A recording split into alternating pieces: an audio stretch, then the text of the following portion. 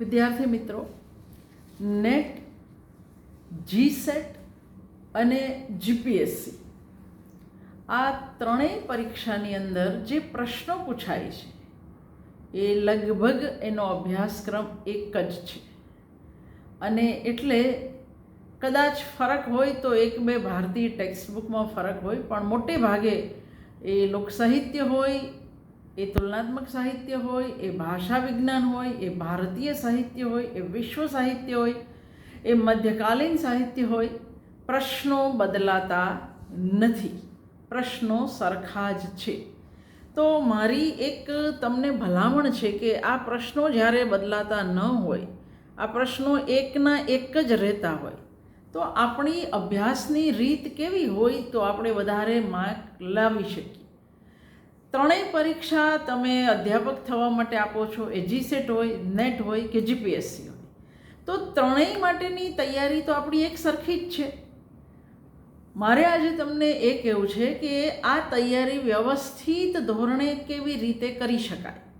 માનો કે મેં લગભગ 50થી વધારે વિડીયો આ પરીક્ષાઓના મૂક્યા છે. લગભગ, હું એક્ઝેક્ટ નથી કહેતી, પણ તમે પ્લેલિસ્ટ જોશો તો લગભગ એટલા તો હશે જ. દરેકની અંદર પ્રશ્નોનું મિશ્રણ હશે. આપણે શું કરવાનું છે એ મિશ્રણમાંથી, ધારો કે ભારતીય સાહિત્યના પ્રશ્નો, તમે એક 200 પાનાની નોટ લો. એ નોટની અંદર આવા 7-8 જે તમારા 8 વિભાગ હોય, 7 વિભાગ હોય, એ પાડી દો. ભારતીય સાહિત્યનો પ્રશ્ન આવ્યો, એને ભારતીય સાહિત્યમાં નોંધી લેવાનો. મધ્યકાળનો આવ્યો, એને ત્યાં નોંધી લેવાનો. નરસિંહ પહેલાંના સમયનો પ્રશ્ન આવ્યો, એને ત્યાં નોંધી લેવાનો. વિશ્વ સાહિત્યનો એને ત્યાં, ભાષા વિજ્ઞાનનો એને ત્યાં. આ રીતે બધા પ્રશ્નો તમે નોંધો. એ પ્રશ્નોના આધારે બીજા કેટલા પ્રશ્નો હું તમને પૂછતી હોઉં છું, એને એ જગ્યાએ નોંધતા જાઓ. ઘણા બધા પ્રશ્નો એવા હશે જેના મેં તમને જવાબ નહીં આપ્યા હોય, તો એ જવાબો તમે ત્યાં આગળ જાતે શોધીને મેળવો. તમે જ્યારે કોશ અથવા ઇતિહાસમાંથી જાતે જવાબ શોધશો ત્યારે એક ચમત્કાર બીજો થશે, અને એ ચમત્કાર એવો હશે કે તમને અનેક બીજા પ્રશ્નો મળશે. મારી તમને વિનંતી છે, સલાહ છે કે એક નોટબુક તૈયાર કરો અને એની અંદર આવા જુદા જુદા ભાગ પાડો.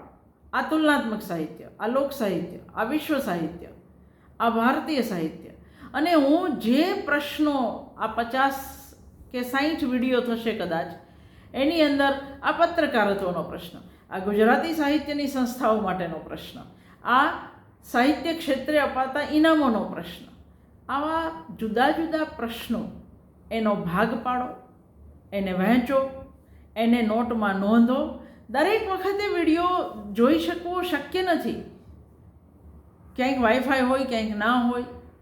આપણે જો એક વખત એ બધા જ પ્રશ્નોને નોંધી લીધા હોય તો જરૂર પડે નહીં. એ નોટ જ રિફર કર્યા રાખવાની. કેમ પાસ ન થવાય, કેમ JRF ના મળે, આ મારો પ્રશ્ન છે. થવાય જ, એટલું અઘરું હોતું નથી. પહેલા પેપરની અંદર તમે જે ગૂંચવાઓ છો એનો સ્કોર તમે બીજા પેપર, ત્રીજા પેપરની અંદર વધારી લો તો બેલેન્સ થઈ જશે. તમારે તો નેગેટિવ માર્કિંગ છે નહીં. એટલે ફરી એકવાર વિનંતી કરું છું કે આવું કંઈક કરો તો તમારો વધારે સારું પરિણામ આવે. હું આશા રાખું છું કે તમે આજથી જ મારી વાતને અમલ કરશો. હું જે પ્રશ્નો પૂછું છું એને ક્યાં મૂકવાના એ પણ કહેતી જ જતી હોઉં છું. કાલે જે કર્યું એનાથી આપણે આગળ ચાલીએ. આજે ધારો કે પુસ્તકના નામ આવા છે: સાહિત્યમાં આધુનિકતા, ગુજરાતી સાહિત્યમાં આધુનિકતાવાદ, આધુનિક કવિતા અને કાવ્યમાં આધુનિકતા. આ 4ના તમારે જોડકા જોડવાના છે. સામે છે પ્રમોદકુમાર પટેલ, નિરંજન ભગત, સુમન શાહ અને અબુ સઈદ અય્યુબ, જેનો ગુજરાતી નગીનદાસ પારેખે કરેલું છે. તો આપણને સાહિત્યમાં આધુનિકતા એ કોનું છે? તો સુમન શાહનું. ગુજરાતી સાહિત્યમાં આધુનિકતાવાદ એ કોનું છે? તો પ્રમોદકુમાર પટેલનું. આધુનિક કવિતા એ કોનું છે? તો નિરંજન ભગત. અને કાવ્યમાં આધુનિકતા તો એ અબુ સઈદ અય્યુબનું બંગાળી પુસ્તક છે, જેનો નગીનદાસ પારેખે અનુવાદ કર્યો. જે લોકોને આધુનિકતાનું પેપર ભણવું હોય એણે આ પુસ્તક વાંચવું જ જોઈએ. કાલાનું ક્રમે ગોઠવો એવું ધારો કે હોય. કાવ્યની શક્તિ, કાવ્ય ચર્ચા, કવિની શ્રદ્ધા અને સાહિત્યિક તથ્યોની માવજત. આની અંદર જો અમને કોનું પુસ્તક છે એ ખબર હોય તો કાલાનું ક્રમે ગોઠવવામાં બહુ પ્રશ્ન થાય નહીં. દાખલા તરીકે કાવ્યની શક્તિ કોનો છે? તો આપણને ખબર છે રાવી પાઠકનો છે. કવિની શ્રદ્ધા કોનું છે? તો એ ખબર છે કે ઉમાશંકર જોશી છે. સાહિત્યિક તથ્યોની માવજત કોનું છે?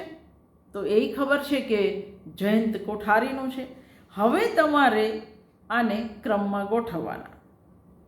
તો પહેલું કાવ્યની શક્તિ, બીજું કાવ્ય ચર્ચા, ત્રીજું કવિની શ્રદ્ધા અને ચોથું સાહિત્યિક તથ્યોની માવજત.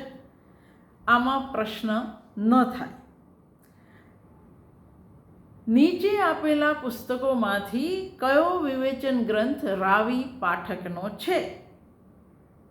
અર્વાચીન કવિતા, અર્વાચીન ચિંતનાત્મક ગદ્ય, અર્વાચીન કાવ્ય સાહિત્યના વહેણો કે અર્વાચીન ગુજરાતી સાહિત્યની વિકાસ રેખા. આ ચારમાંથી કયું? માનો કે અમને એટલી ખબર હોય કે અર્વાચીન કવિતા એ સુંદરમનો ગ્રંથ છે. અર્વાચીન ગુજરાતી સાહિત્યની વિકાસ રેખા એ ધીરુભાઈ ઠાકરના ગ્રંથનું નામ છે. જો એટલી ખબર હોય તો પછી અર્વાચીન ચિંતનાત્મક ગદ્ય એ એમનું નથી. અર્વાચીન કાવ્ય સાહિત્યના વહેણો એ રાવી પાઠકનો છે. એની જાતે ખબર પડે. કયો ગ્રંથ પ્રમોદકુમાર પટેલનો નથી? તત્વ સંદર્ભ, પ્રતીતિ, અનુભાવન, કથા સાહિત્યનું વિવેચન. તત્વ સંદર્ભ, પ્રતીતિ, અનુભાવન કે કથા સાહિત્યનું વિવેચન. જો આ પ્રશ્નની અંદર આપણને એક સમસ્યા ન નડવી જોઈએ કે કથા સાહિત્ય સમસ્યા ક્યારે ના નડે? જ્યારે ચારે ચાર પુસ્તકોના લેખક. તત્વ સંદર્ભ તો પ્રમોદભાઈનું છે, પ્રતીતિ પ્રમોદભાઈનું છે, અનુભાવન પ્રમોદભાઈનું છે. તો કથા સાહિત્યનું વિવેચન એ સ્વાભાવિક ધોરણે એમનું નથી. આ તમે કહી શકો. સાથે સાથે તમને કથા સાહિત્યનું વિવેચન કોનું છે એ પણ તમારે શોધવું પડે. ચિત્તક્ષોભ સંજ્ઞા કોણે પ્રયોજી? આ વિવેચનનો પ્રશ્ન છે. એટલે તમારે જે વિભાગીકરણ કરવાનું છે એમાં એક ગુજરાતી સાહિત્યનું વિવેચન એવું પણ વિભાગીકરણ કરો. તો રમણલાલ જોશી, રમણભાઈ નીલકંઠ, રમણલાલ દેસાઈ, રમણલાલ સોની. ચિત્તક્ષોભ સંજ્ઞા કોણે પ્રયોજી? તો આપણને ખબર છે કે રમણભાઈ નીલકંઠે પ્રયોજી, પણ રમણલાલ દેસાઈ કોણ? તો રવ દેસાઈ, આપણા નવલકથાકાર જાણીતા. રમણલાલ જોશી તો વિવેચક, ઉદ્દેશ નામના સામયિકના સંપાદક, તંત્રી. રમણલાલ સોની તો બંગાળી સાહિત્યના બહુ જ મોટા ગજાના અનુવાદક. આ આપોઆપ તમારી અંદર આવશે. નીચેનામાંથી કયો વિવેચન ગ્રંથ ચંદ્રકાંત ટોપીવાળાનો છે? પૂછ્યું છે, નથી નહીં. પ્રતિભાષાનું કવચ, વિવેચનની ક્ષણો, કથા વિચાર અને અનુબોધ. મને ખબર છે કે વિવેચનની ક્ષણો કોનું છે, મને એ ખબર છે કથા વિચાર કોનું છે, મને એ ખબર છે અનુબોધ કોનું છે, અને એ ત્રણેય ટોપીવાળાના નથી. તો કયું બચ્યું? પ્રતિભાષાનું કવચ એ ટોપીવાળાનું છે. એટલે પહેલાં તો આપણને કયા પુસ્તક કોના છે લાઇબ્રેરીમાં બેસીને કમસે કમ પૂઠા તો જોઈ જ શકીએ, નામ યાદ રાખી શકીએ. બીજું કંઈ નહીં કરીએ તો કંઈ નહીં. એક દિવસ વિવેચનના સેક્શનમાં જવાનું, એક દિવસ નવલકથાના, એક દિવસ કવિતાના, અને એ પુસ્તકો ઉથલાવીને જોતા રહેવાના. નર્મદના તમામ ગ્રંથોનું શાસ્ત્રીય સંપાદન કયા વિદ્વાને કર્યું છે? મહેશ શુક્લ, રમેશ શુક્લ, જયદેવ શુક્લ કે ગોવર્ધનરામ ત્રિપાઠી? આપણને ખબર છે જયદેવ શુક્લ સંપાદક નથી. આપણને એ ખબર છે ગોવર્ધનરામ ત્રિપાઠી કોણ હતા. આપણને એ ખબર છે કે મહેશ શુક્લ જેવું કોઈ નામ આપણા કાને સાંભળ્યું નથી. પણ રમેશ શુક્લ એણે નર્મદના તમામ ગ્રંથોનું શાસ્ત્રીય સંપાદન કર્યું. બાકીના પ્રશ્નો આપણે રાત્રે કરીશું.